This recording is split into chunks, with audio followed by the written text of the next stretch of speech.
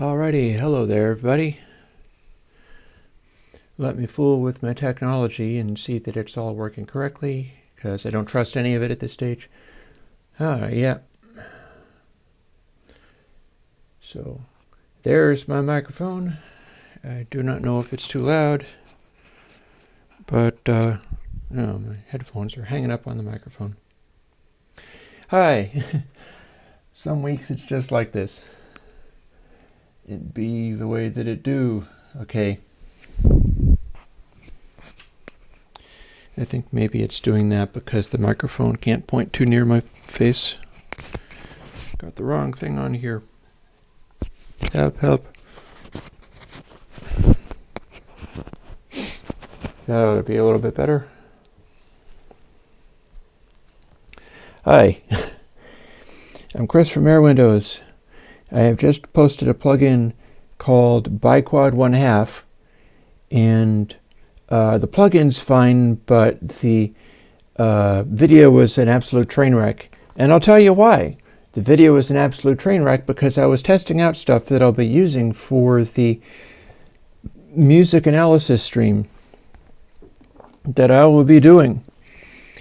And in so doing, I took a knob that was marked I Show You Audio Capture and turned it all the way that way.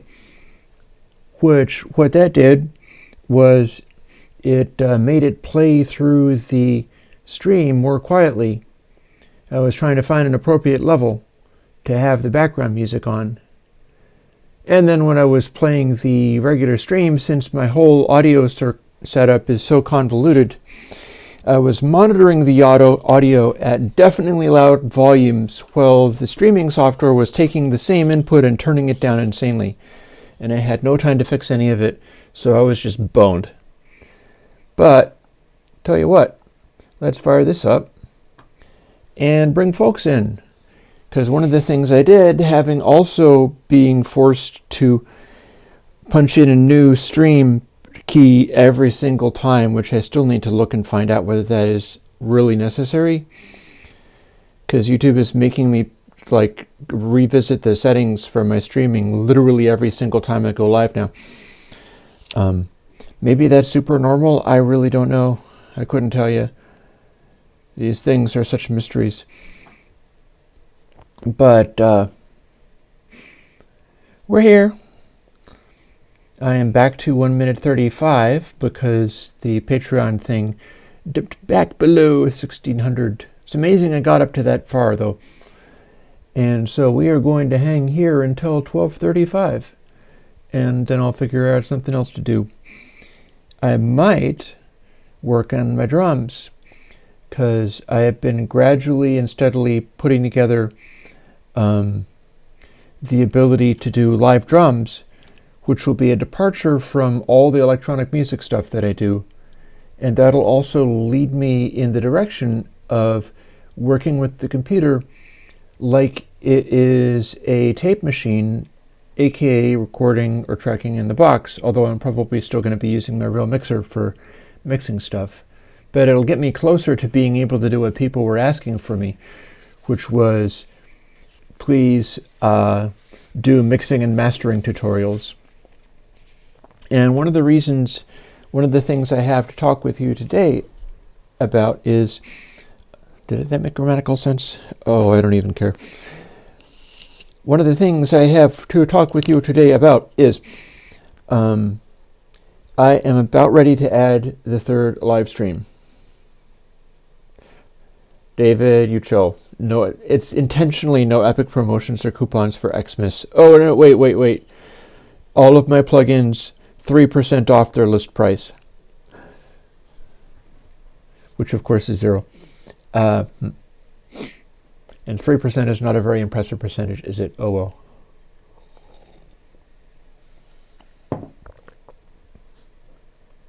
It's time for me to start doing the music review, because in several weeks now I have not done evergreens, partly because this time of year burns me out so bad that I had to just dial back a little bit.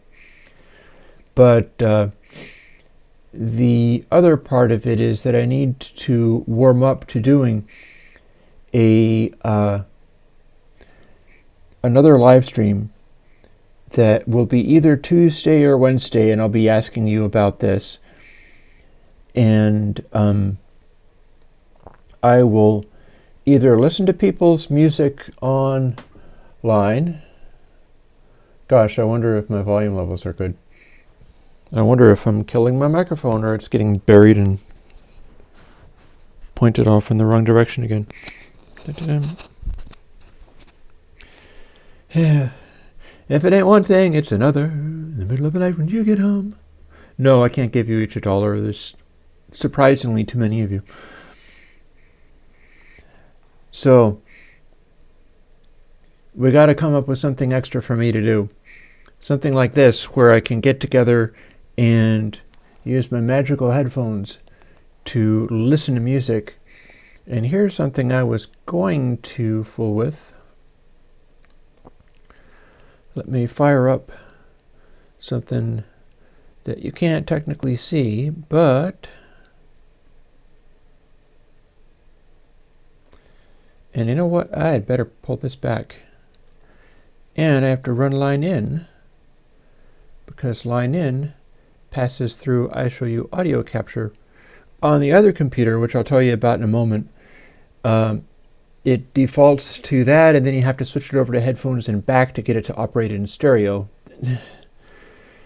One of the things that burns me out is the fact that all this crazy gear is not consistent and doesn't make any sense, and you have to learn it, but it's not necessarily going to stay the way it's supposed to be. But one of the things I can do is... Oh, wait. Boop. Here we go. So I got to be careful about this, because I can have the... actually, I'm going to have to pull that way back. I know this piece of music, and this piece of music does a burst of feedback in a moment. I'm going to be looking to do stuff like this. This is mine, so I can play it over the stream. But if other people are also on SoundCloud, or anywhere else I can get, then what I can do is play their stuff.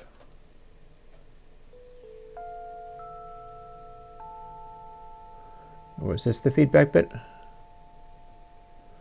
It'll probably hurt my ears if it is. Oh. Volume doesn't help. But I do have the hardware monitoring. Yeah, this morning I actually had to fix my DAC. And that was the noise I was telling you about. So what we're going to do is shut that off. And here's the thing. I would be able to play stuff on SoundCloud. I can download stuff. And so if people are upset about playing stuff on SoundCloud and then recompressing it, that's fair. So if you point me at stuff I can download, we can talk about that too. And any number of other things like that, as long as I can get a hold of music that is not going to get me kicked off of YouTube for streaming it, I can now play back and listen to stuff and talk about it. And I'd like to do that. I'm looking to do that quite soon. I'm looking to do that maybe this coming Tuesday or Wednesday. We have still not resolved which day it's going to be. Because here's the thing. Let me go back to OBS. Here's the thing. Is I've been doing live streaming on Tuesday. So I'd like to ask you folks who are likely going to be the ones being the audience for this new thing. Would you like me to do the analysis thing on Tuesdays or Wednesdays? Because here's what my schedule is going to be. in 2020 and going forward. On Mondays, I will do Q&A with you, just like this. Let's assume that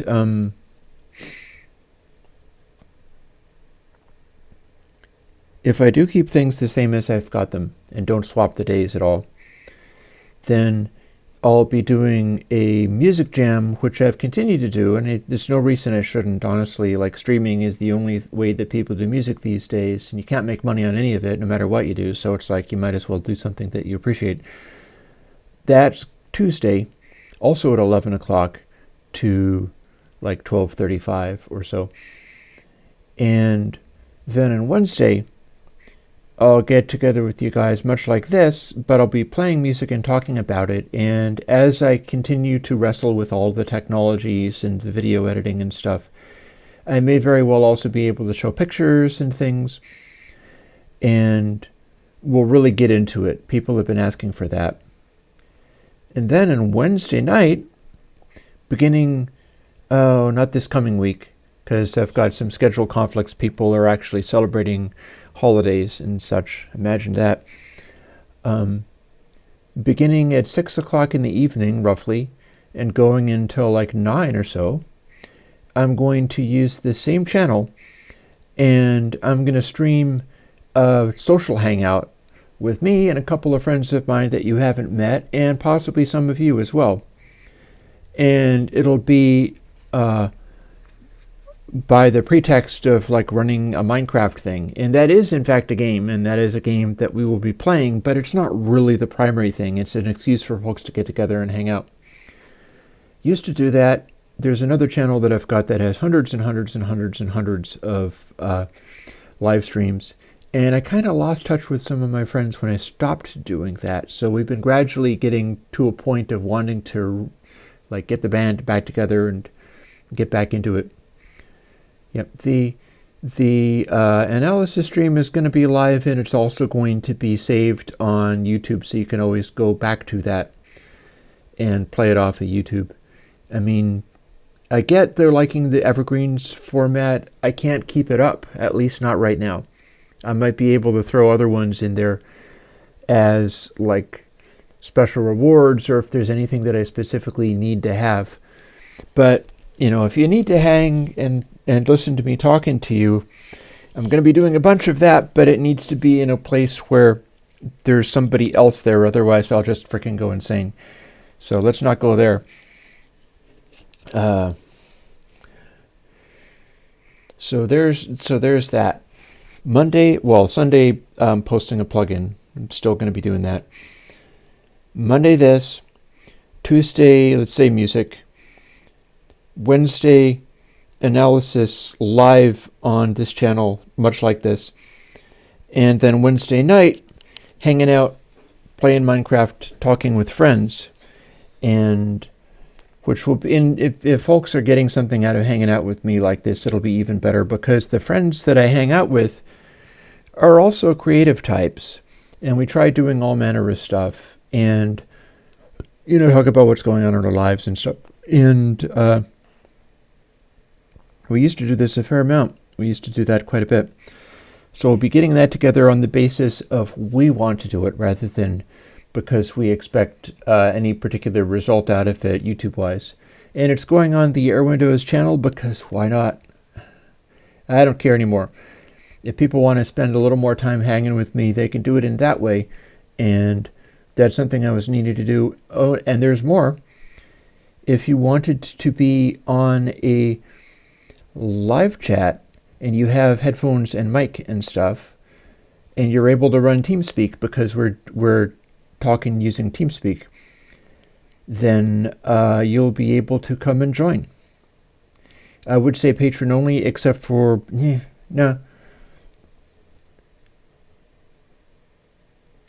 like message me or something and we'll talk. I don't think there are that many people that are going to try to join. I know David, you were teasing about wanting to do that. We also teased about doing this same thing for Whitesea. If Whitesea shows up, if anybody can like go and fetch him or something like that, this is probably a good time to tell him, oh, hey, this thing is starting to happen. If you want to be part of it, you can. Otherwise, we're going to do it without you because we're not waiting on Whitesea anymore. But yeah, we're going to do that. We're going to hang out and talk on Wednesday evenings. It's a different time slot than these morning streams that are kind of Europe friendly. And longer period, it's going to be like 3 hours rather than the 135. And that's just how that's going to be. Here, let me take out these headphones for the time being because I'm not listening to anything right now. But yeah, I got these together, like I was beginning to tell you, this morning was real interesting because I had to repair my Lavery DA10 this morning before even having my coffee. Sometimes it's just a mess, I think. And it's not that it was really broken. I'll tell you what happened. I've been using this converter for a long time. It has a great headphone amplifier, and I'm using that for this streamy thing. And it started getting funky. It didn't want to lock onto the 96K signal. It didn't want to convert for me anymore. And I'm like, oh no, what am I going to do? Because that's an expensive converter to have to replace. So I took it apart and started looking for places where the solder connections inside it were broken somewhere. And what I found was it was fine. Anybody who follows my Instagram has seen the inside of the 8010. And so I looked inside the DA10 and I found that I was able to take apart the power supply board and the wall power connector was not bolted onto a circuit. It was acting like if I wiggled it or pushed it in a certain way, it would get better for a second. And so it's like, oh, I've cracked some printed circuit connectors. And the power supply is, no, it was wires going to the power supply board. The power supply board had various connections, some of which I was like, I can remelt that solder, and I did.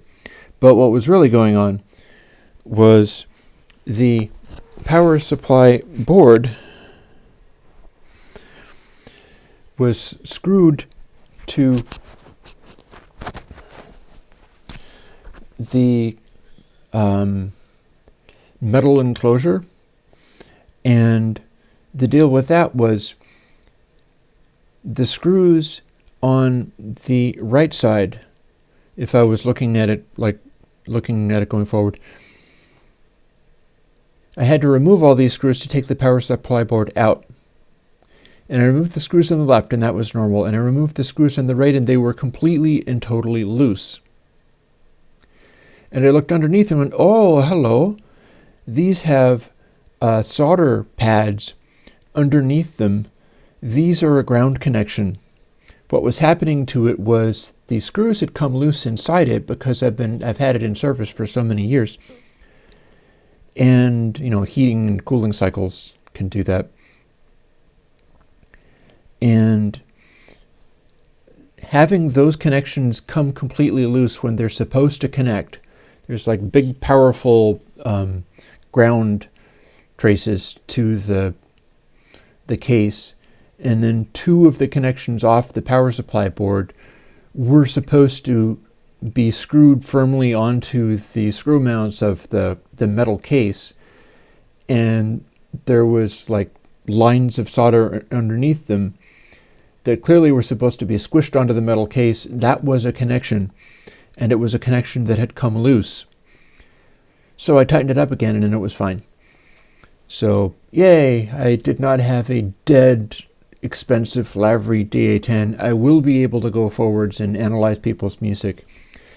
And again, if people want to send me music to talk about, we could start doing this at any time. I could start doing it today, but I'm more likely to do it Wednesday.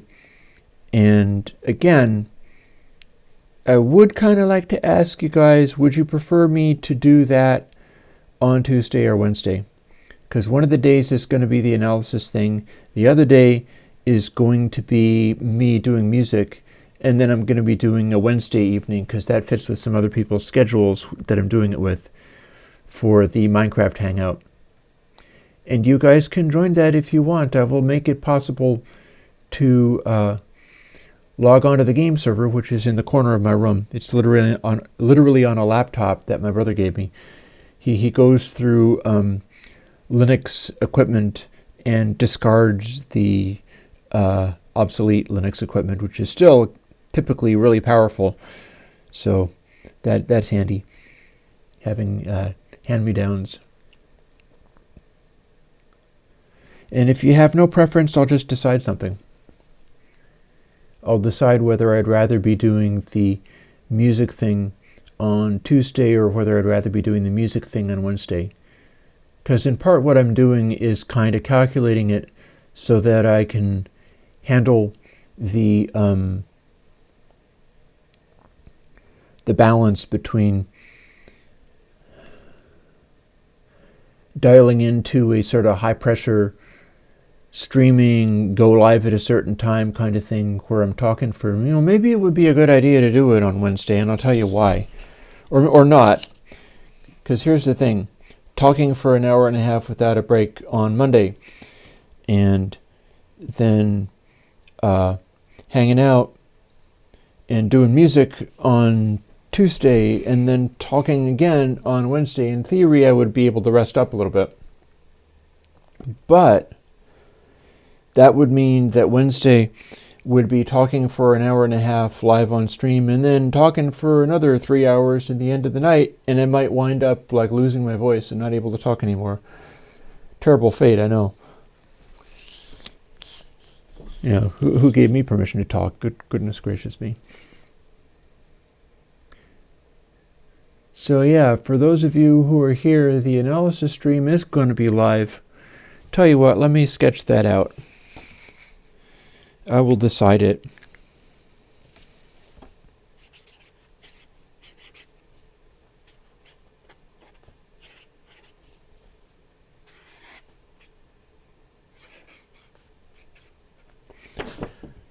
Monday, 11 o'clock Q&A.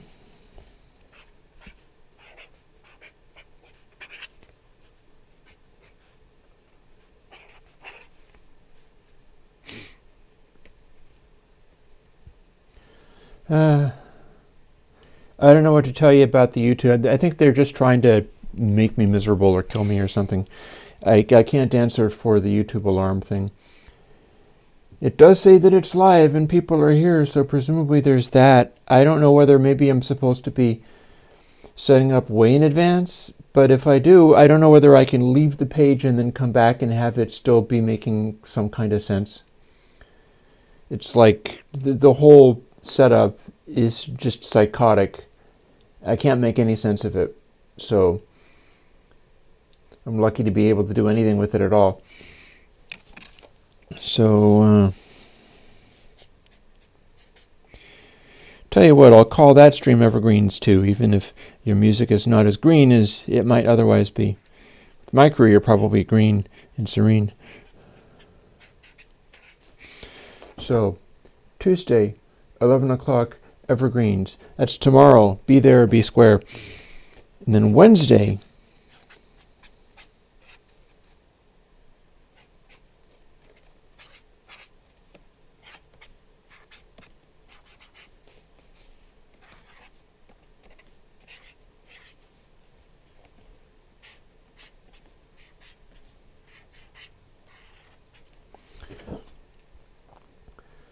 Wednesday, 11 o'clock, music jam. Then 6 o'clock, hang out until 9. And that'll be my schedule for the time being, and with a bit of luck I'll be able to hang with that, and it'll work out. I'll make a sign of this and post it up on my wall or something. A little bit more decorative than this horrible scribble. But yeah, this is what we will be doing among my many other projects. Like I said, I'm going to try to get drums together. If I'm able to do that, then I will be able to make samples and such, and people can grab little snippets of the stuff that I do. I also have other projects, like you can see behind me that the Kurzweil has seen better days. That's because it's been taken apart, and I'll tell you why. I got a little SCSI SD card emulator thingy for the purpose of replacing the screaming quantum fireball antique SCSI drive that lived inside this. And that is a screaming loud fan that can be replaced with a modern silent fan. And so that's the next job, is when I finally get those things in, because they'll be gradually coming in the mail at some point. When it's back together, that will mean that the Kurzweil is, and this is like a $200 giant purple keyboards, Kurzweil K2600. If you have an opportunity to get one of these white elephants, then go for it. They're kind of cool, but you might want to do the replacement of the fans and drives and things, which will cost as much or more than the actual keyboard will, because this is the 1980s, 90s keyboard and not valuable to people now. But when I put it together, it'll be able to run silently while I do other stuff, because currently it's just making a lot of noise. And I can still do it, or at least I could do it before I took it apart. But it's kind of unpleasant to have it there. It just distracts from any music I might be making. So yeah. So Stephen, absolutely, that would have been a very similar issue. So would you like me to explain what happened with biquad 1/2? Because I can tell you what that is. And I might need to draw pictures of it for explaining how it works. Or maybe I can just talk you through it. The idea with biquad 1/2 is it's like the Airwindows biquad filter, but it is interleaved. So rather than going 1 sample, 2 sample, 3 sample, 4 sample, you've got one biquad filter that'll do 1, 3, 5, 7, and another biquad filter that's entirely separate that does 2, 4, 6, 8. And they interleave, and the way that works is you wind up with 2 entirely separate filters that are offset by 1 sample. And if they are exactly the same, or if they're operating on frequencies that are like low frequencies or whatever, it'll wind up being pretty much the same. But the closer you get to the Nyquist frequency, the more it will tend to, like the filter frequencies are 1/4 of the Nyquist frequency rather than half, or half of the Nyquist frequency rather than full. If this is just too complicated in me explaining it, I apologize. I'll do the best that I can. You know, like I said, if you were following the biquad 1/2 thing, you can tell that I've got to be pretty burnt out at this stage because, and it's a holiday thing. That's not a me doing Airwindows thing. That's still moving along. I'll be telling you more pretty soon about the upcoming plugins in the next couple of weeks. I think you'll be pleased. But I've been burnt out enough by seasonal stuff that I did not have my tech together. So the talking was fine, the making of a video was fine, but there was no audio. And the reason was I had turned down the input on the streaming software, which you're currently seeing me on, in order to play stuff off of SoundCloud last week, and then forgot to turn it back. So now I have to remember to do that, and it's like, okay, remember to do this and this and this and this. There's 12 different pieces of software that you run in different ways, and just making little notes for myself. For Patron Evergreens, capture for mic, which is a setting in the Motu 16A web-based interface. System audio to I show you, that is the menu bar of the Mac. While silent, otherwise it'll make a whirring noise. And that's for the stream. And then line in is a program that I'm running right now. And it's I show you to 16A. And that means I can hear over the headphones what I'm playing over the stream. This also means anything else that I'm running I can play over the stream and also hear it on the headphones. So that's pretty open there. I could run Reaper and be mixing stuff or fooling with it, and you'd be able to hear it, and I'd also be able to hear it. So as long as I do that. And here's the thing. Stephen's asking very relevant questions. Stephen K. is. So the biquad interleave technology is relevant for stuff that is like mid-range and bass.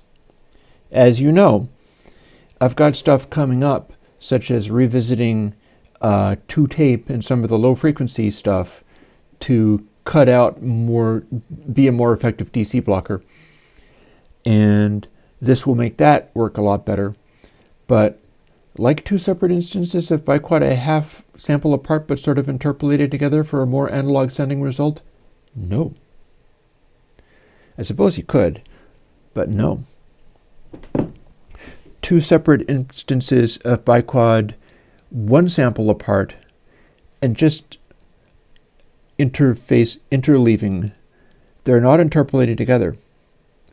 What happens is if you have super low frequency and super high frequency stuff coming through at the same time, and you run, say, a filter and roll off the highs or roll off the mids, do something like that, then you get the effect of the mid-range stuff, but rather than having the super high frequency stuff go up to where it hits the Nyquist frequency, it sounds like a normal filter and all.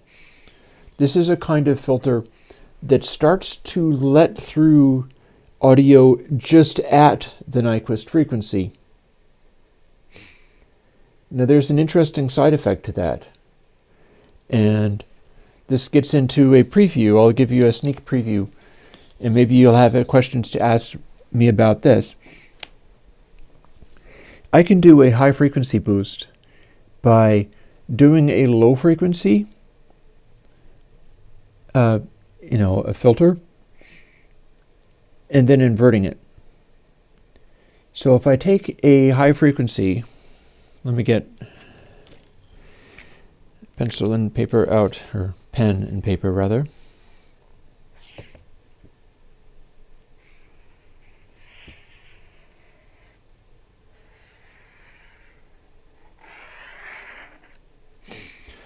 It'll end up looking like this. Your lows are here. As you go up higher in frequency, we've got this cutoff. Let's say this is maybe Butterworth or something, so it's going to be a certain degree of slope. And then the filter gets rid of everything except for it's interleaved. So audio that's like right up here, supersonic, you can't even hear it, is not actually being filtered anymore. With the interleaved thing, stuff that's literally at the Nyquist frequency isn't being cut. Check this out. If you are doing stuff like this, and you make a filter that is you're getting highs by taking this and getting the inverse of it.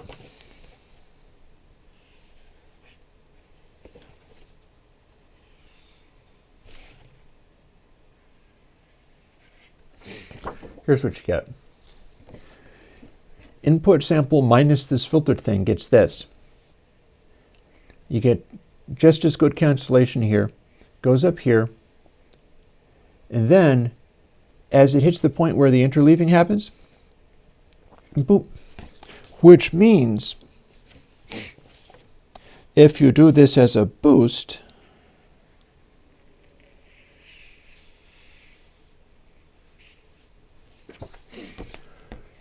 you get to boost the highs without boosting the Nyquist frequency.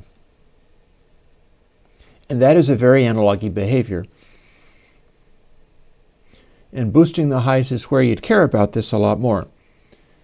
Cutting the highs, it doesn't actually hurt you to have this little bit of like I've had this in my old IIR filters, which are very slow slopes and are not very good at rejecting DC or anything like that.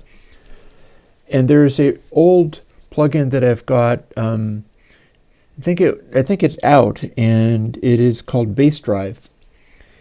It is limited in that it's a old biquad based thing before I really knew how to work that, so it was all hard coded. It was a sort of cumbersome design, and it basically did some sort of bandpaths. It acted like an old Sansamp RBI rack mount unit. It was voiced for that and had some distortion in it and a bunch of other things. But one of the things it was doing was running a bunch of biquad filters at exactly 44.1K, and they were interleaved. And it got a sound of a sort where a lot of people just fell in love with it. Now I get that every time. And here's one of the reasons why that works. If you're cutting highs, having that little tail of near Nyquist information helps kind of, because remember, the straight is going to be your actual audio. And if you're cutting, you still need to specify the information somehow. So you're getting the lows, and then this tiny tail left over by the interleaving gives a sort of, if you were able to hear on biquad 1/2, even though the volume of the playback was completely muted, you would have heard that. I heard it because it was incredibly loud in the headphones, even though it didn't come through in the recording. But you have biquad 1/2 right now. So you don't necessarily have to trust my video to do it. Fire it up. Compare it with the other one. Remember, you have to set it to twice what the original biquad would be. And if you do a roll-off, whether it's resonant or not, your new roll-offs will have this tiny hairs of near Nyquist information, and it'll be a little bit more focused. The theory behind that is that digital audio only happens, yeah, exactly, David, clarity. Digital audio is not a succession of recorded samples. Samples don't have any existence. Samples are signposts around which the audio slaloms. It's called reconstruction. It's why DACs and things work the way that they do. Yeah, this drawing would be kind of like a fairly steep low-pass filter. So it would be low here. Here's the cutoff. Here is the frequency. The Q is fairly high. And then beyond that low pass, it's canceled everything out. But because it's an interleaved filter, there's this tiny little near Nyquist information that is still being let through. And as a result of that happening, it works out that you get a slightly better handle on the filtering of the actual audio rather than a succession of samples, because it's not really about a succession of samples. It's about the audio underlying the samples.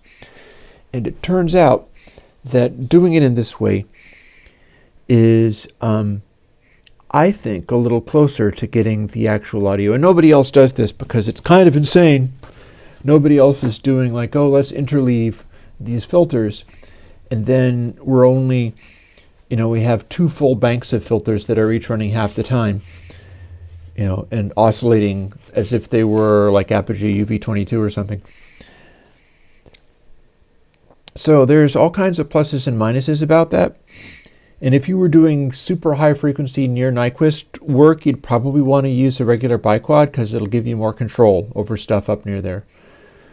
But for mid-range type filtering and effects, what this gives you is the ability to do sort of the audio equivalent of constructive solid geometry.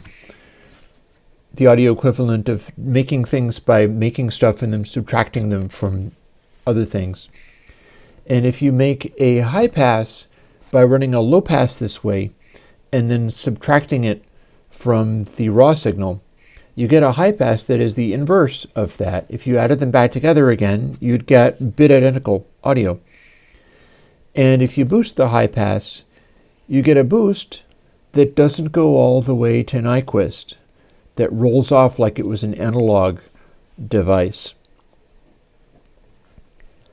And that's useful.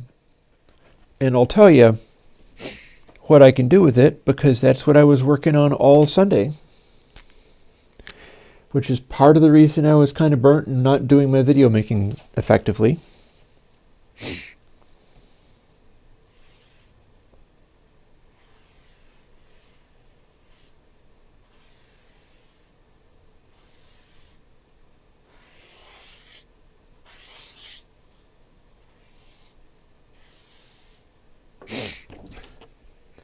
What does that look like to you? Lines, I know. This is coming out week after next, because it's the Airwindows Baxendall EQ. Here's how I did that. The Airwindows Baxendall EQ is based initially on the concept of doing a nice sort of low Q thing. Well, Stephen, the thing about aliasing is you get aliasing through distorting or compressing, not so much through EQing. EQing has different issues. Aliasing would be for, and I do not know whether if you were distorting the highs, because remember, if we're doing this and Nyquist is here, then like any frequency higher than this would alias if you distorted it. And then if you distorted stuff really hard, it makes a whole series of harmonics out here which would alias. So I would say no. I would say that this particular technique doesn't help you significantly with aliasing. But it makes for a good sounding filter. And the Baxendall that I'm working on, or indeed have done, it works like this. You've got fairly low Q slopes, and I've got a low pass, and then the high pass is the a low pass subtracted from the input signal. So it's using that same technique. If they're exactly the same, they would add together to be bit identical. This is what a Baxendall shape looks like. It's basically, there's one of our digital filter designer guys was getting pretty salty at one point about that kind of stuff. He was like, Butterworth and Baxendall and Bessel and all those things, they're nothing but Q curves. They're meaningless. It doesn't really matter. And in a sense, he's right. In another sense, oh, no. It depends upon how you do your code. Here's what I've managed to do. I've got the low pass and high pass. I ended up with just a bass and treble control because I was including a mid and it wasn't working out, and then I found that I was able to do so much with just a bass and treble control that I just ran with it. It also kept it simpler. So there's a bass and a treble and an output. They each have 15 dB of range. Oh, it says if you show up for the question and answer thing, you get to have spoilers. That is coming in 2 weeks, not next week, but the week after. So if you start boosting, you get an incredibly smooth, fluid, high frequency boost. Now note, if you were just plain boosting a low Q filter, what you would get would be this. You'd be boosting the high frequency area, but it would start to affect the mid-range and whatever. It doesn't really act like this, like an analog Baxendall. So what I've done is scooch the filter over as you boost it. Same for the bass frequency one. So they're low Q, but the frequency are moving. If you're boosting the highs, then the frequency at which you're boosting is also moving up to the point where it's staying as much as possible at this stable center point. You can boost bass and highs and it'll make a smiley curve. You can cut bass and highs and it'll make a sort of mound kind of thing. It doesn't really make a bandpassy type thing as much. But it's a Baxandall, it's not supposed to. Baxandall is a mastering grade EQ that's designed to give you very smooth, chill curves that don't sound like you're EQing at all. It's supposed to be really good at doing that, and the Airwindows one is really good at doing that more than most, I think. But it's got some tricks going on because the way it works, I had it set up so that as I added more boost, it started pushing the cutoff points too far, and I had it sort of freaking out at a certain point. So I restricted it, and I dialed it into where if you crank up the high frequency boost to 15 dB, maximum dB, your curves start doing this shape.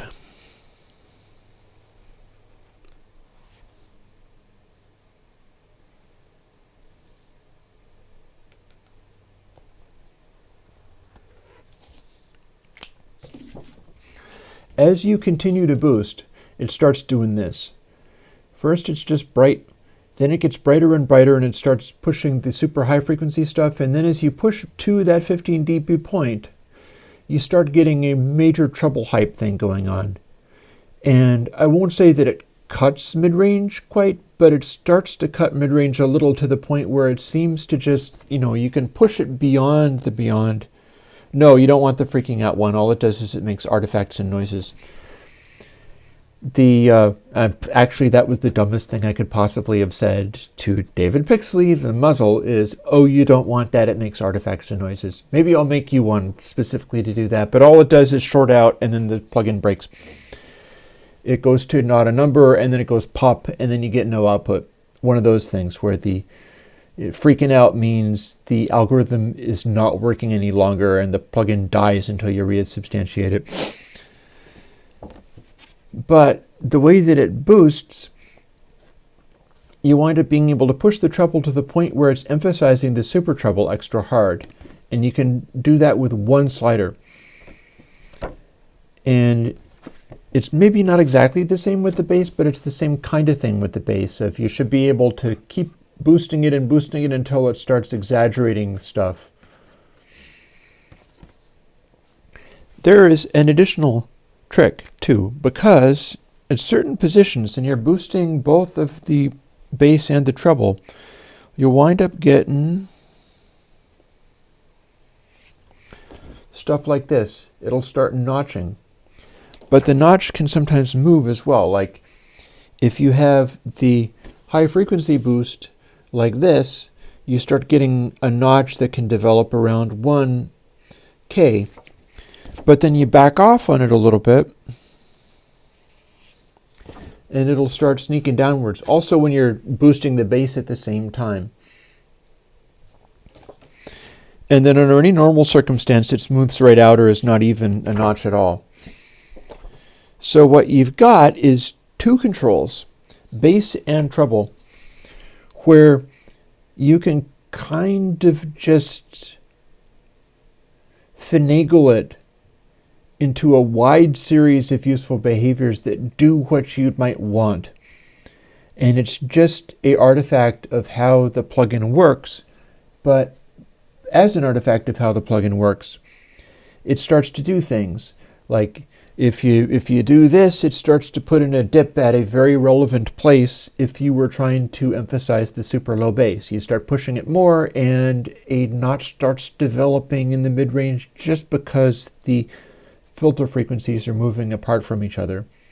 And if you're trying to go more high frequency, it starts to move this notch upwards to around the 1K, so that's emphasizing the highs relative to the mids. And it's not so much as like you're intentionally dialing in the scoop of the mids, so much as This just develops as you start balancing around the frequencies and you back them off and the notch just goes away. It's an artifact of these two controls. So it's a 3-knob plugin, bass, treble, output. They're all labeled in dB, so that's legit. And it's pretty accurate to that as well. And super usable. Plus, since it's a back-install design, everything that you do with it sounds natural. Because I think that's a legitimate concern. It's got very slow slopes, and the interleaving makes the cue even shallower. And that minimizes phase issues. So what happens, and the phase issues is what's causing the notches to appear. They're not complete notches, they're not complete cancellations, but that's what's causing that to appear. So what we've got is a new Airwindows EQ that is capable of handling mixing console style stuff. No, there's no point in a wet dry knob. It's also shallow anyway. This is one where it's a back-install. It's not like some kind of parametric monstrosity. So if you're looking for more dry, dial it back, dial the boosts back. That's the only answer. It behaves itself very well as far as that's concerned. But the whole point of it is that this is an extremely musical EQ, much like analog back-install mastering EQs and things like that. There's a reason why this stuff is considered to be useful for various purposes. I can build that into channels of new versions of console and have it be very simpatico with a specifically Airwindows kind of sound. And by that I mean an evergreens kind of sound. Well, it'll work very much like a tilt EQ. Treat it as a tilt EQ. If you want the highs to be lifted a little bit as if it was a tilt EQ, then just turn them up. It's very simple. Very, very simple. Oh, the dynamic it is not. In fact, I don't think it could possibly be if it wanted to, because it is a biquad-based thing, and that's not a state variable filter, and it's not designed for actively manipulating. Like this is, it's behaving itself fairly well, but I do believe if you automated the controls, you'd be able to break it. So that is your job, David. David picks the Muzzle 3. Presumably that is your new job of coming up with a way of breaking the new one that is about to come out. Basically just square wave automate it with something and you'll be sure to be able to break it because it's meant to be left where it's, you know, it's a fixed frequency behavior. But there's a reason that I've gravitated to the stuff I was talking about in the Evergreen series that some people have liked. I can't always do it, particularly this season. It's not turning out to be a season where I can keep the Evergreens up. Like piling on a bunch of other stress to try to do something amazing that almost nobody is going to get to see is not working for me. And I had to dial back the amount that I was committing to anyway. But when I do the Evergreen stuff, one of the things I was doing it for, which kind of wandered, people were asking me for like 90s tracks and things, was talking about some of the classic albums that were recorded in a particular way, recorded in a particular retro way, where you'd have either typically not running EQs at all, not running dynamics at all, and the only dynamics are like the natural compression of the tube mixing desks and things like that. Or if they were using stuff, they were maybe like, you know, the EQs on the mixing console, you'd be able to patch in a simple back-install, and that's all they had. I do know that with the Beatles, they got into a situation where for some tracks, John Lennon was asking to run multiple EQs into each other in order to get enough boost or cut, in order to get enough highs or lows. Because he was going for a particular sound, and unlike modern parametric EQs on typical mixing desks, you couldn't do that back then. they didn't have the EQs back then.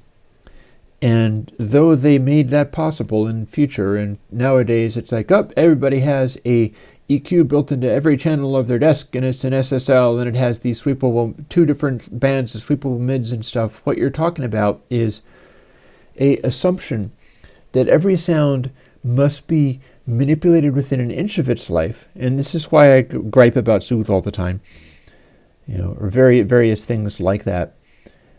You've got sounds and an assumption that you're going to manipulate them within an inch of their life, and you have to be able to do these very steep cuts and boosts and things like that. That's all fine. That's making the sound into a different, very studio-y shaped kind of sound. That is, it's only one kind of sound, but people behave as if that is like, this lets me get all kinds of sound. No, it doesn't. No, it doesn't. What it lets you do is get all variations of a particular shaped kind of sound. It's much like going like, oh, hey, here's a pencil sketch, and now we will convert everything about this pencil sketch to mosaics of stained glass. So you get to have all the colors because this is a mosaic of stained glass. And you're like, well, you can kind of make the same picture, and you've got colors, which you didn't have with the pencil sketch. On the other hand, there's a lot of fading and shading with the pencil sketch stuff. And your mosaic of stained glass, although it has every possible color you can imagine, is not the same medium. By the same token, some of these EQs, some of these typical studio moves will give you very detailed and high Q EQ changes, but in so doing, they're changing every sound into the same output of EQ behavior. And when you go for, like, for instance, 2 weeks from now, Airwindows Baxandall, which will be building into stuff, that is a alternate way of doing it. And the reason I did it like this and came up with a way of exaggerating it is that sometimes you want like crazy bright, or you want crazy lows or something like that. So you'd be wanting to gain stage it and be able to do crazy boosts like that. But you'd want to have it crank up to the point where it's just boosting super high, and it's not just like, okay, now we have lots of 1K. Instead, it's just continuing onwards and onwards. But as you pull back the boost, it starts to tilt downwards to become much more natural. And either way that it goes, the idea is to get a wide spectrum of possible sounds out of some very simple controls that are also very simple algorithms, or a circuit geometry that's not giving you all that obnoxious phase shift.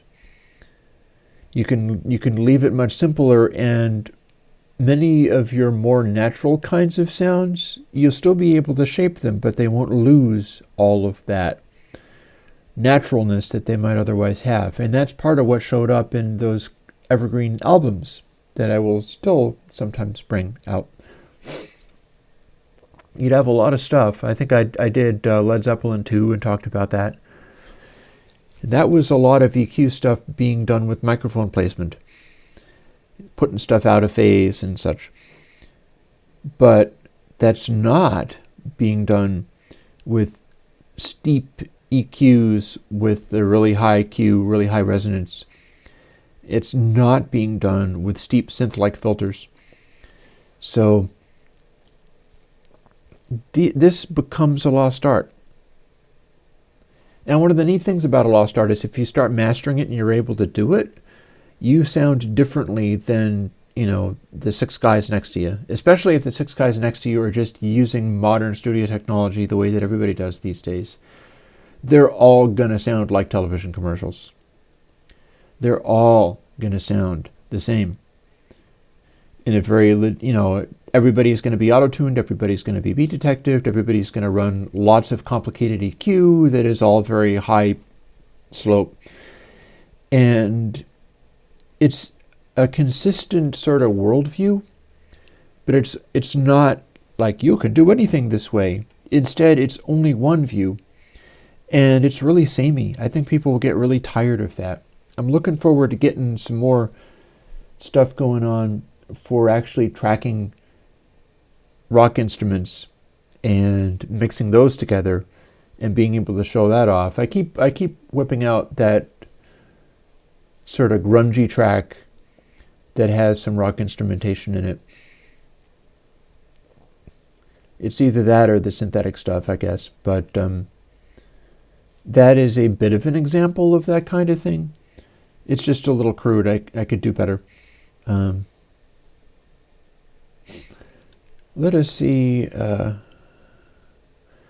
Stephen K. was asking about Biquad 1/2 again. So as long as I still have 35 minutes or so to talk about things, probably a little over. I always run a little over. So the bottom slider, that's invert, wet, dry. I can't explain that for you.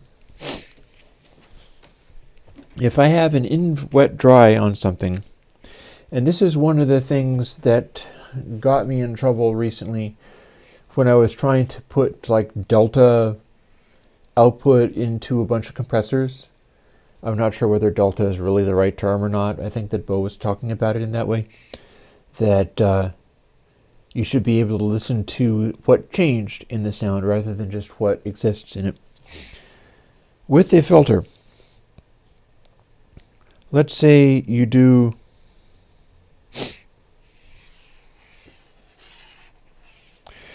a filter that is a notch filter. And this is your silence down here. That would be wet.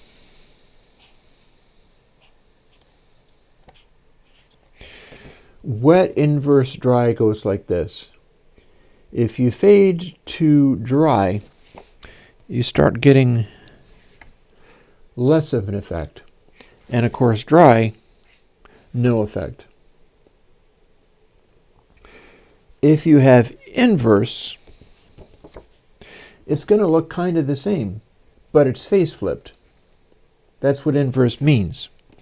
So that's the confusing part. I often trick myself with that, is doing the inverse thing and going like, okay, here's my cancellation. Whoop, nope, it's not. Because if you do a wet inverse dry, and full wet is a notch, half wet is half a notch, dry is that, inverse is this same thing again, but it is phase flipped relative to dry. And what that means is half inverse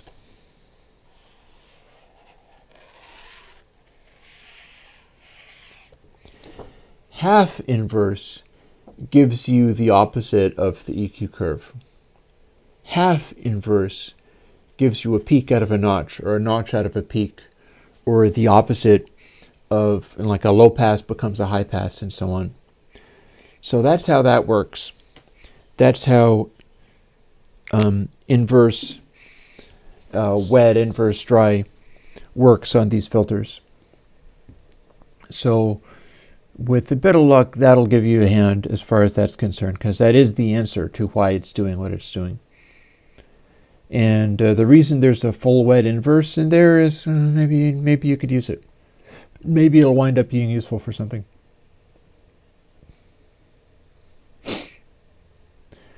Dynamic tilt. Well, that's the other thing. I don't really do that much in terms of dynamic filters, although, guess what? Next week is the one plugin where I was able to put a delta measurement in. And I'll just say this once. So, listen. Compress Saturator 2. That was the one where it's like bing. And it just worked. And it was super relevant.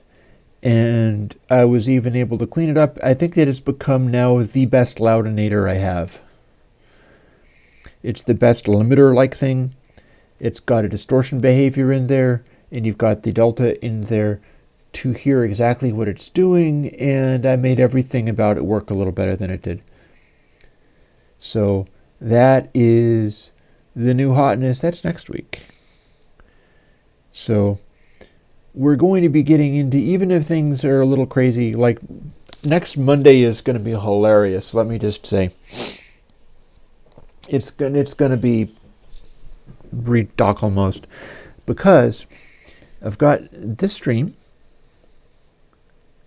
I also have my sister and her entire family coming over for a visit, because they're going to be up in the area. And then towards the end of the evening, I have at 7 o'clock, I'm checking in with a kid that I was helping out a little while back, trying to help the kid get off drugs. And it didn't really work so good, but I owe this kid a lot, because she helped me out in another thing, so I keep checking in. And that is not negotiable. So at 7 o'clock, I will be there just to see, like, okay, are you still alive? How's things going?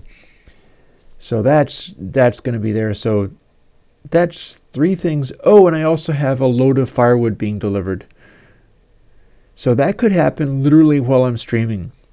If it does, what I'm going to do is take this microphone off, go and deal with the firewood people, and you'll have an empty studio to look at. And then probably come back, but I'll keep the microphone live, and you will be, I never take a week off. Yeah, no, the firewood people aren't going to care if I'm in a nice warm bathrobe, and that's for winter. I'm paying them, so they better be able to deal with it. But I'm going to keep the microphone live, and you will hear just how loud it is to have a load of firewood dumped for you right there, right behind that wall. It'll be a loud crashing of logs going ka-junk, ka-junk, ka-junk, ka-junk. But that ain't the half of it, because once you finish dumping the logs out of this giant metal dump truck, which can handle 2 cords of wood in separate compartments, that's how big this dump truck is. Once they finish doing that, they pull forwards just a little bit before lowering the thing to the point where the giant metal tailgate comes free over the pile of logs that it has made, and it goes and smashes violently into the tail of the. So I'm going to leave, if this happens while I'm streaming, which figures probably would, right? I am going to leave the microphone live, and it is going to blow your ears out, even from inside over the microphone. That's how loud this gets. So that'll be amusing as hell. I don't know whether it's going to happen. I'm not going to stay live just for the purpose of picking it up. But if they show up at the time when I'm streaming, that's how that's going to go down. And we will see. Log, yep, pretty much.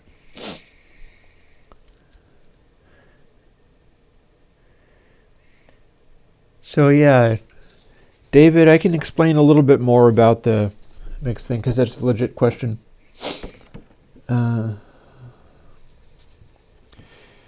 So when we're talking about the invert, that's 180 degrees, not 90. Wet is full wet. Dry is original signal.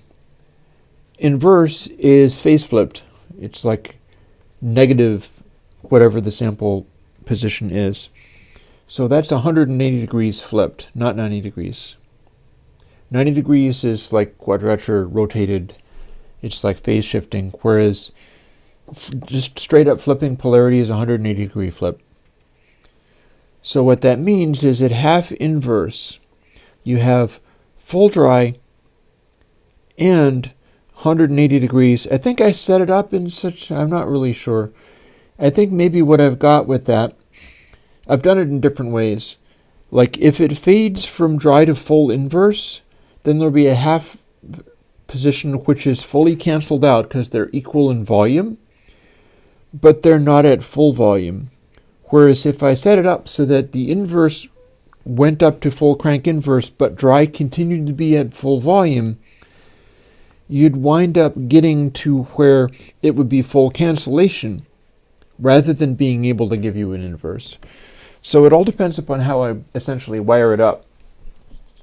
And with the biquads, it is inverse dry wet. So there's a full range of possible settings. And inverse, well, no, then 360 degrees would be inverse, and that's not true. 360 degrees is the same as nothing. 0, 180, 360 is also the same as 0. So 180 is typically going to be inverse, much like doing a 180 is turning around and facing the other way. And flipping an audio wave 90 degrees would be like phase rotating, and it's that's what happens to various frequencies when you run them through normal EQs that have fairly steep slopes. You're getting phase issues. That's why people do linear phase EQs, which have their own problems, namely heavy pre-ringing. So if you want something that is punchy and sharp and doesn't have pre-ringing, you incur phase issues. And as stuff gets manipulated or rolled off or whatever, it also gets sort of dragged, delayed. And that shifts the phase, but it doesn't shift the phase a whole 180 degrees. I'm not exactly sure how many degrees it shifts, but it shifts the phase a certain amount. And that has to do with how steep the Q is, how steep the filter curve is. If you have a synthesizer filter, like say biquad 2, which is still not entirely automatable, but biquad 2 is a little bit more movable, and with any of the biquads you get to crank the resonance up really high. When you have resonance cranked up really high, you're going to get more in the way of phase issues, and it's going to take the audio farther away from the sort of physical reality of what it sounds like towards a kind of synthetic picture of imaginary audio kind of thing. And that's where people have stayed for pretty much of recorded history at this stage, is like, oh, hey, it's a recording studio, so let's filter and process everything to within an inch of its life. That's what started to happen in the 1980s and on into the 1990s. And modern day sound all kind of sounds the same, because a lot of what we're hearing is just piles of phase artifacts and nothing is particularly coherent. Coherent is a term used sometimes in high-end audio. You would have different you would say, like, there's transparency and then there's coherency, and they would talk about this stuff without really being able to define it. So I've sort of made it my business to try to define this kind of thing. And transparent is often improved by just boost the highs, give you more high frequencies, clear things up with EQ or whatever, make it so that the sparkle of everything is there, and that tends to read as transparency. Also, lack of noise, lack of additional artifacts, lack of extraneous, like class AB or class B distortion, stuff like that. Coherency is harder to define and has typically been associated with very simple designs. Like there is a famous, it's a copy of the Absolute Sound magazine that I have, and I found very formative, in which they were talking about different phono preamplifiers. And one of them was some kind of fancy pants thing which was extremely transparent, and it had a million, billion, cajillion parts in it and was super duper complicated. And then they had another one that was like, this is just as good, but it feels totally different. And it was called the Jeff Rowland Coherence 1. And his ethic, which made a big impression on me, was use as few parts as possible and have them be absolutely magical, have them be amazing parts, but then make a design that is as simple as you can possibly make it. And that gave a sound that was as powerful as the super hyper complicated one, but had some additional qualities that were really hard to define. And we call that coherence. And that's what you'll get more of out of, say, my Baxendale EQ that's coming in 2 weeks. But that's also what's almost immediately lost by modern mix technology and how people are normally doing stuff.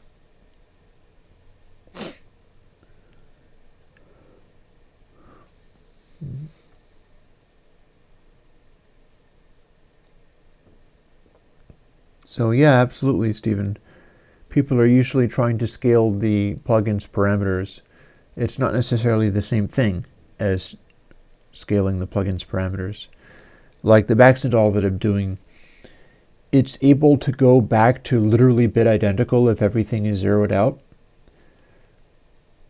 Like making an intense sound and then combining it with dry wouldn't do it all the same thing. It would add another layer of complication to it. But it's not the same. But in many cases, you will get that, although you will also get, like, if there are phase artifacts. Let me see if I've got another stray piece of paper for this. I can spare a piece of paper for this. Let's see.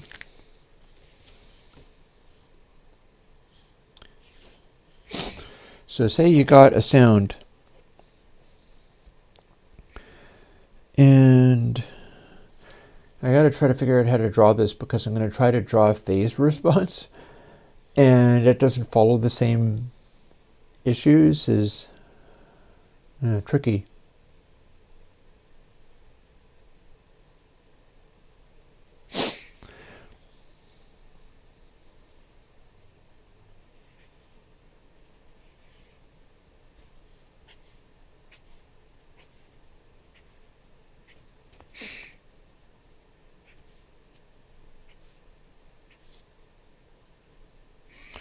It's not perfect. Oh well.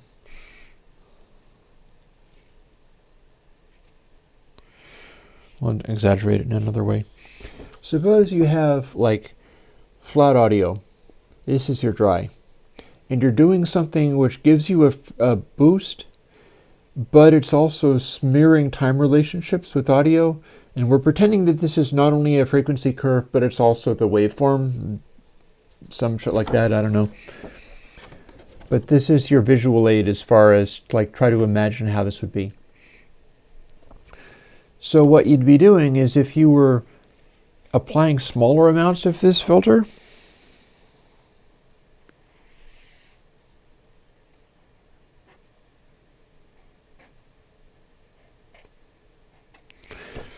you'd be able to add smaller amounts of it, and it would distort the time positions of the waveforms less.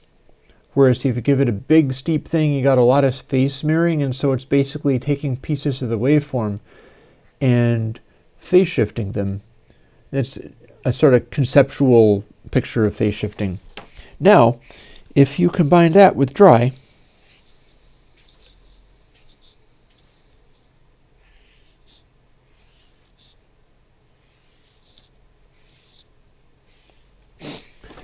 you're trying to combine these two things.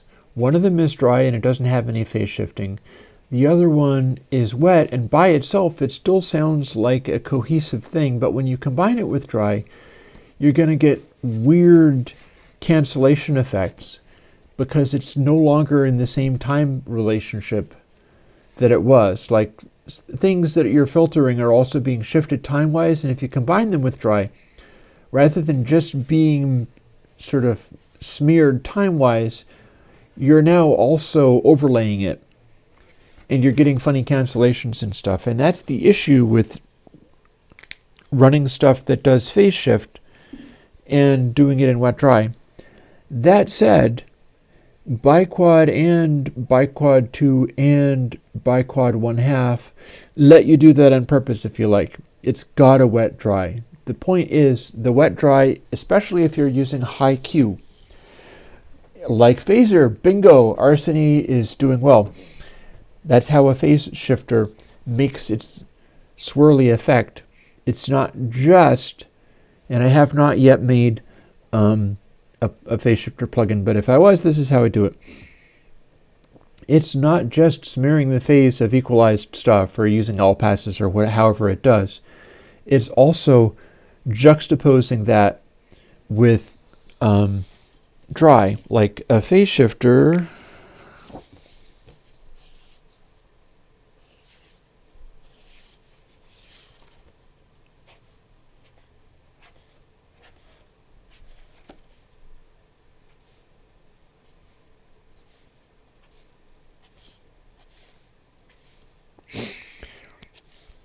Would work kind of like this.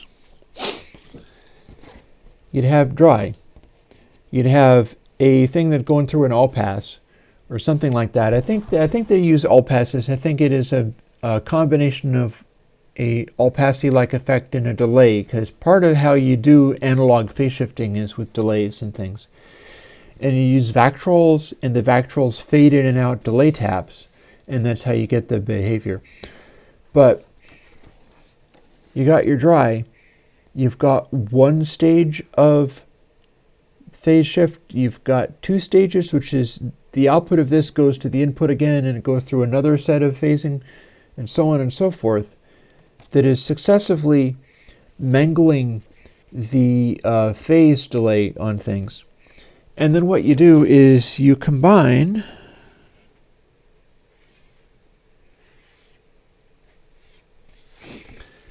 one of the taps with dry at equal volume levels so that they interfere with each other, and that gets your swirly kind of effect. And the way that you get the shifting sound is you're switching between these. You're fading between these steps, like fade to this, and then fade from this to this, and then fade from this to this, and then fade back, and so on. And that is how an analog and or digital phase shifter works, and how you get that sort of small stone effect. Whereas the flanger is more just a fixed delay time that's being swept. Whereas the phase shifter is more this funny behavior and then fade between the stages, and that's why they say things like 6-stage or 12-stage phase shifter, because it's doing this particular behavior. And then how many layers of granularity do you have between this? If it's just 1 or 2 stages, it's only going to go so far. If you have lots of stages, maybe it can do really intense cancellations and weird behaviors. I'd love to make an analog phase shifter. Craig Anderton's Electronic Kits for Musicians book, which I had a long time ago, I'm not sure what happened to it, you can still get it, had a design for that, and it was very difficult because it required certain Vactrols that people, even back in the day, you couldn't get anymore. So it's just one of those things. But since we know what the principle is, if you want to look up like Craig Anderton phase shifter design, you can get a schematic for how to do that in analog, which is pretty cool. That is a pretty cool thing. So yeah, heading into our last 10 minutes or so, and I will go over once more my plans for going forwards. And again, I think that it's going to be Tuesday evergreens. Meet me again here tomorrow if anybody is game for that. And rather than doing music on that day, we'll get into listening to some people's stuff. Assuming that I've got anything. Maybe if I don't have any audio, I'll cut things short. But honestly, it should be possible to go for another hour 35 on that subject. The only thing I can't do is stream stuff. And I've got enough bandwidth. I should be able to download things while also streaming, although we'll find out. We'll find out by testing it. And if the stream dies because I'm trying to download something, then that will teach me a valuable lesson. But tomorrow will be my first try for evergreens, as in listening to people's music and publicly available music and talking about that. And again, I can go on to history and stuff and all the same kinds of things that I was talking about.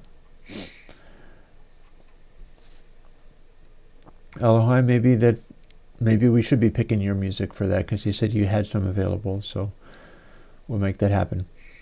But yeah, all this will evolve. TD stream.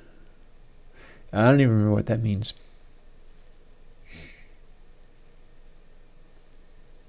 TD must stand for something.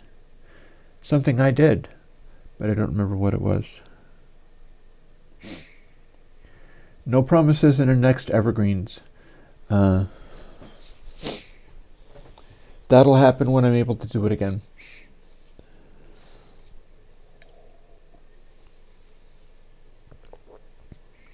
And so I have spoiled the plugin coming out next week, and Baxendall is next week after that. Oh, you like the Tangerine Dream? Well, the interesting thing about that, and again, it's a damn shame I can't do things like this on YouTube and have them be more publicly available, but I can't.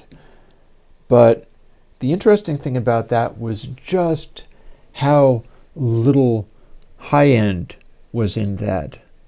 It was essentially a bunch of synthesizers, a bunch of filters running through amplifiers, being mic'd by sort of old school early 70s microphones and studio recordings. And it just summed up to this intensely mid-rangey thing that was very much unequalized, or just the sounds that were being produced were naturally sonorous in the mid-range. And it was really quite striking how little was being cleaned up and brightened up and stuff. Off of the original vinyl, that is a super mid-rangey, super deep thing. And that's possible to do. Interestingly, the Baxendall that I'm coming out with might or might not be great at that. Like, you can certainly roll highs off nicely with it. But as far as getting this super focused mid-range kind of stuff, maybe not so much. But then, if I use some of these things, I probably won't be able to use the interleaved thing directly on an amp sim type stuff, but I should be able to also do stuff that'll concentrate mid-range in that way. And amp sim type things would be very suitable to coming up with stuff that'll present a coherent mid-range, but will resist that Near-Nyquist stuff, because with something like an amp sim, the last thing you want is Near-Nyquist information still being there. It would be terrible. Although you can probably whack it at the last possible moment, and it would be good. Just throw an average on the end of it. Or a set of averages would also work pretty good. So yeah.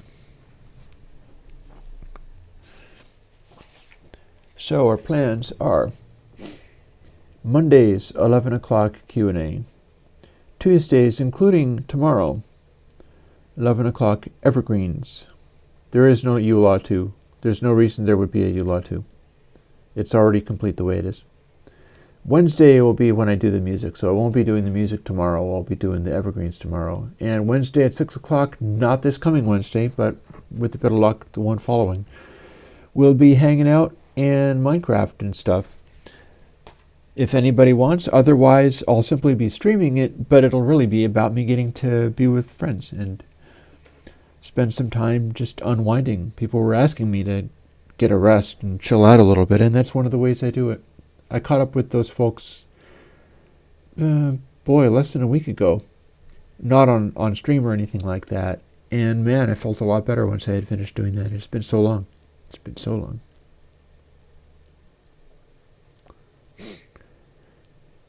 Elohim, that's a really good point, actually. Yeah, airband would be missing with using amp sims, because here's the thing. Distant stuff, you automatically lose airband from just audio in the air. But if you're going through speakers, which amp sims are typically involving the modeling of speakers, those are extremely band limited, but they're also generating additional sounds that can constitute high frequency noises. So, and the emanations from just around the raw voice coil are letting through high frequency stuff that's going to act more like a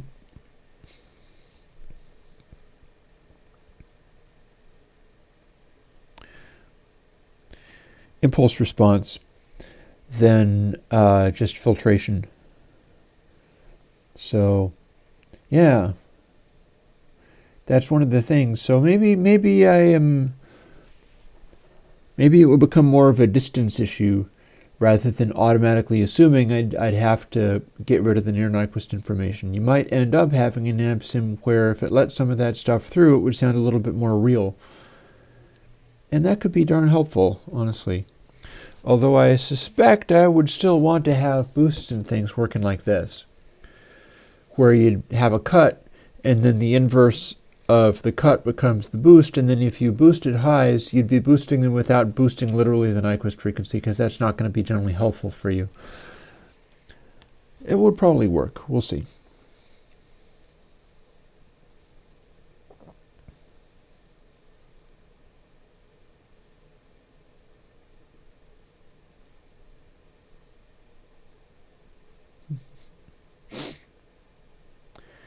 Arseni is mentioning oversampling.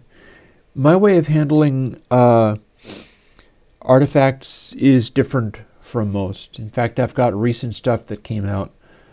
For instance, focus. Focus is a way of dealing with oversampling very differently.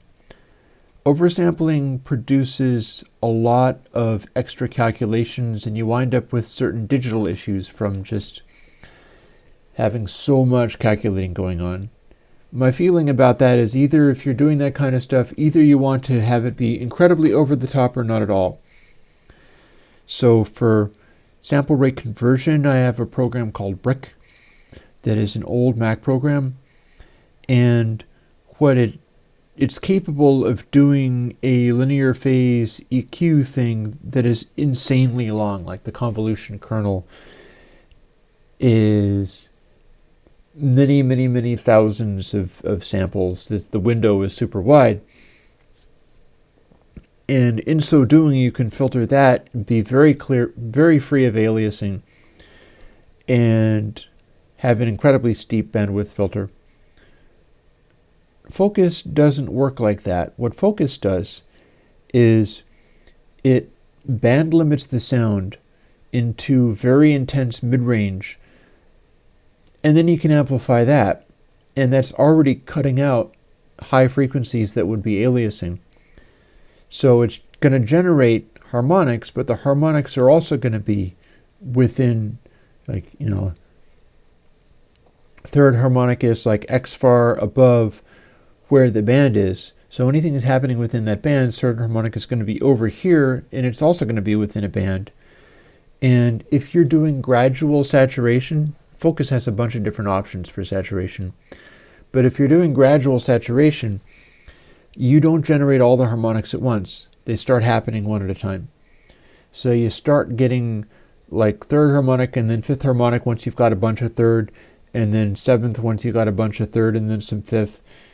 And you don't generate all the harmonics. If you have a hard clip, a really sharp clip, then that generates all the harmonics at once. But if you have a soft clip, it does not. And the smoother the transfer function, the more you will get just the main harmonic of the distortion and not the higher harmonics. And if you're not generating the harmonics, they won't alias. So that's the real secret of aliasing, is it happens when you are generating the harmonics that are going to cause a problem. Also work at high sample rates. You get to avoid some of those problems. Because if you're generating harmonics on a 1K tone, and you're generating a 3K harmonic or whatever, and you're doing it at, CD rate, 44.1K, then yeah, you've got that. Then if you push it too hard, you can start to get to whether you have aliasing. If you're working at 96K, the harmonics you're generating are still going to be in the same place. You just have to make more of them to get into aliasing. So working at high sample rates is also very useful for that. And with that, we have completed a Monday stream.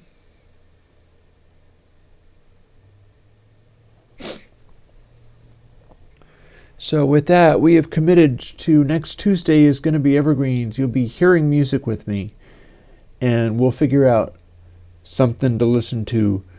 Ideally, we'll be working with people. I'll make an announcement on the Patreon and put out a call for that. I think Elohim was suggesting an ambient thing, and we can certainly do that if you can point me to it. You got to point me to it. If you don't point me to anything, I can skip the stream or something. And then on Wednesday, I'll get back into the music again and do a jam, and then we'll go from there. Things will continue to develop. No, you can't make things less than 1 bit. It becomes silence. So on that note, I will say, catch you later.